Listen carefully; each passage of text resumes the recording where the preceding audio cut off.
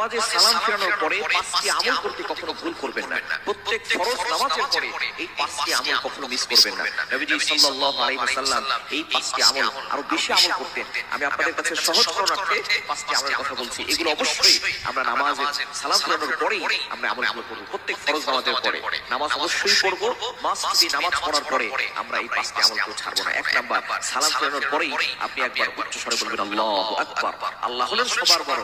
আপনি নামাজ পড়েছেন, সেখানে আল্লাহ ঘোষণা দিয়েছেন, নামাজ শুরু করেছেন আল্লাহু আকবার দিয়ে, নামাজ শেষ করেছেন আসসালামু আলাইকুম ওয়া রাহমাতুল্লাহ বলে, এরপর আপনি আবার আল্লাহু আকবার বলে আল্লাহকে ঘোষণা দিয়ে যাচ্ছেন আল্লাহ আপনি হলেন সবার বড়, আপনার থেকে বড় আর কেউ নাই। এরপর আপনি বলবেন আস্তাগফিরুল্লাহ। মুসলিম শরীফের হাদিস, তিরমিজি শরীফ, বিভিন্ন সিয়াসিতার হাদিসের কিতাবের ভিতরে হাদিস এসেছে। এক নাম্বার হচ্ছে আল্লাহু আকবার বলা, দুই নাম্বার হচ্ছে ইস্তিগফার। অবশ্যই আপনি তিনবার ইস্তিগফার করবেন, আস্তাগফিরুল্লাহ আস্তাগফিরুল্লাহ আস্তাগফিরুল্লাহ, এটা তিনবার করবেন। আল্লাহর কাছে ক্ষমা প্রার্থনা করে নিব। তাহলে